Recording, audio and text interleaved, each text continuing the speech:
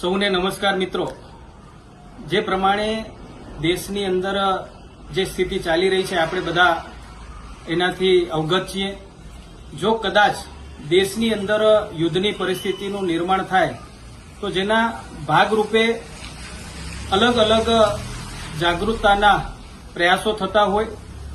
7 તારીખે એટલે કે આવતીકાલે સમગ્ર દેશની અંદર મોક ડ્રીલનું આયોજન કરવામાં આવ્યું છે ભારત સરકાર દ્વારા।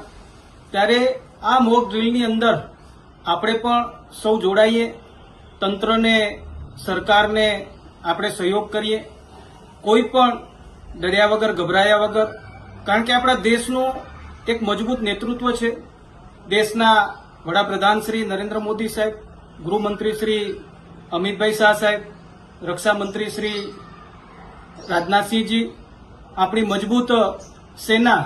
ત્યારે આપણે સૌ સાથે મળી કરીને જ્યારે કચ્છ જિલ્લાના સરહદ બોર્ડર ઉપર આપણે બધા રહીએ છીએ ત્યારે આવતીકાલના આ મોક ડ્રીલની અંદર પણ આપણે બધા વધુને વધુ મજબૂતાઈ રીતે જોડાઈ કરીને એને સહયોગ કરીએ એવી આપ સૌને હું નમ્ર અપીલ અને વિનંતી કરું છું।